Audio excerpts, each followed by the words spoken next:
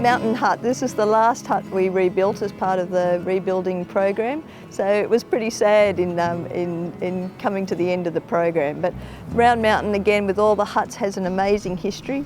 The first hut was built by John Pearce in 1913, who had the grazing lease in the area, but then unfortunately it burnt down in 1952. So Jack Bailey built the second hut in 1953 for Faulkner and Whitehead, who had the lease after John Pearce. And Bailey was an Irish builder from Tumbarumba, and he'd also built Bradley's and O'Brien's hut and Cool Plain hut. It was quite an interesting hut in that the corrugated iron, a bit like Bradley O'Brien's, was actually put horizontally. Most of the huts are built with the iron vertically, and it also had a snow hatch. So only one other hut, Kutabatamba hut, actually had a snow hatch put in. So on the chimney there was a flap that you used to be able to lift and get into the hut if the snow had built up that you couldn't get in or get in through the door. You had this particular little snow hatch, so that was a pretty unique feature about the hut.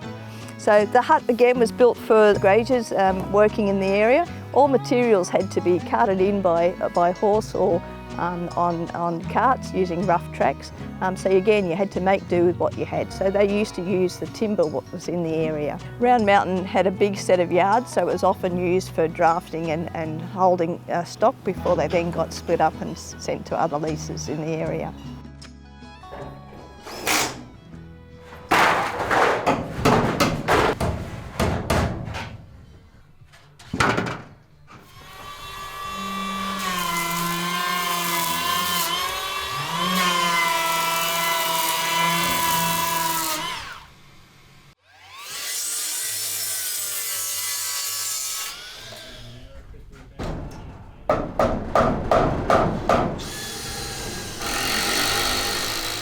After the grazing ceased in the mountains, the hut continued to be used by walkers and skiers. It's very popular because it's on the way up to Mount Jagungal, so people, it's only a couple of kilometres in from the trackhead, and it's got the most amazing view looking up towards Mount Jagungal. It's a lovely sheltered spot and a nice for an easy day walk or an overnight camp.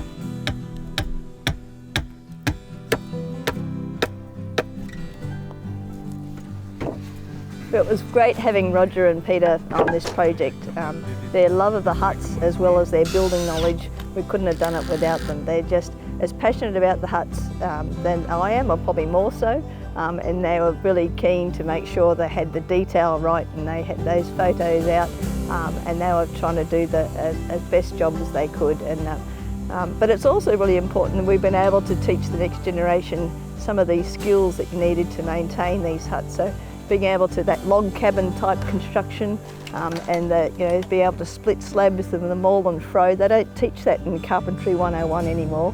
We need to be able to teach those skills so the next generation knows how to look after these huts in the future.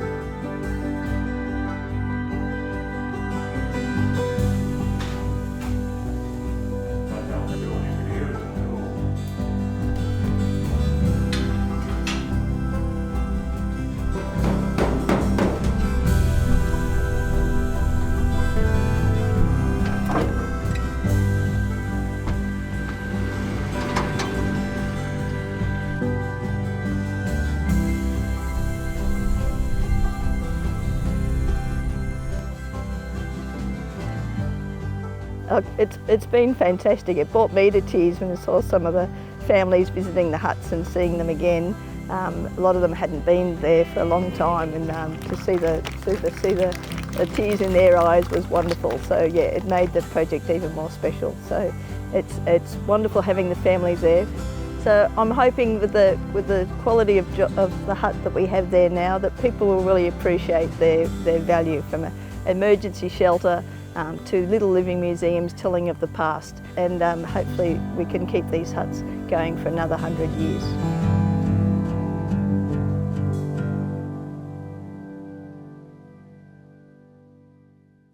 Certainly when you're trying to make sure we've got funds for all the significant elements in National Park, it's always a bit of a balancing act, but there was overwhelming support for this project from the families who lived and built them to those who use them now. So I think people see the value in the huts from their as a visitor destination, emergency shelter and for little living museums telling of the past. I was the project manager for the job, so organising materials and budgeting and working with the volunteers, the many volunteers from the Kosciuszko Huts Association, whether they were caretakers for that particular hut or they were keen to be involved with the hut because of their previous use of it for recreation. But luckily I had a great team around me and was able to employ Roger Rosenboom and Peter Dow, and through their contacts and knowledge they were able to help us get the job done.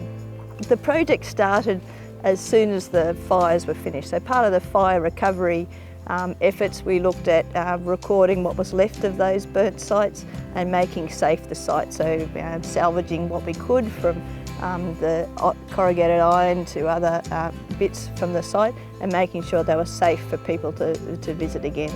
And then we went through if we were going to rebuild and what we were going to rebuild. And again, working very closely with the Kosciuszko Huts Association and family descendants in that assessment process.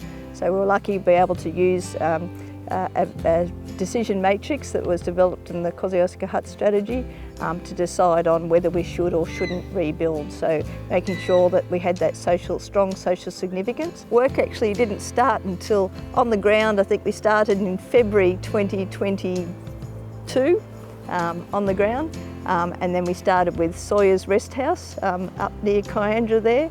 And we started rebuilding that just ahead of the snow in that year.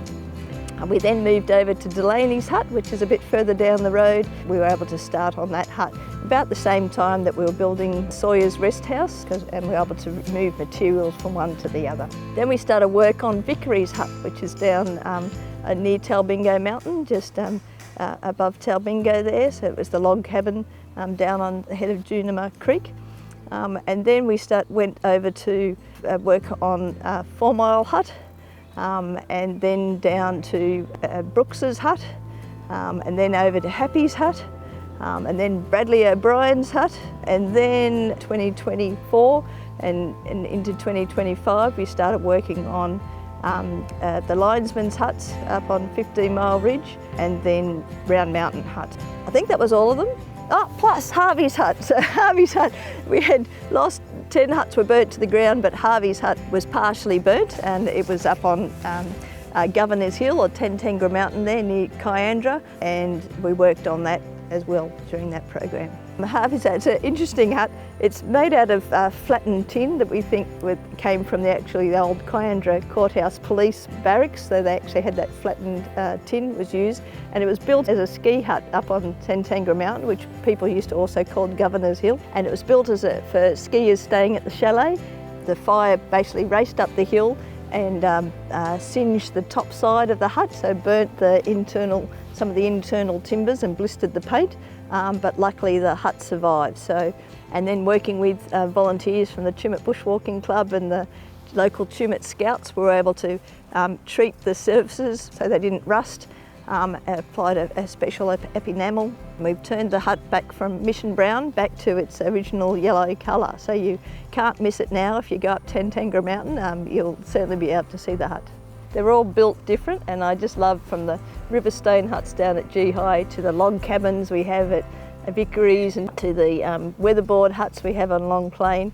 I just love looking at the way they've been lovingly built and maintained by National Park staff and volunteers from the Kosciuszko Huts Association. I'm hoping they'll stay for another 100 years and people can come and appreciate them. These huts have been a part of my life in that my dad used to bring us down to the mountains and skiing and walking. I still remember skiing with him over to a seaman's hut on the main range.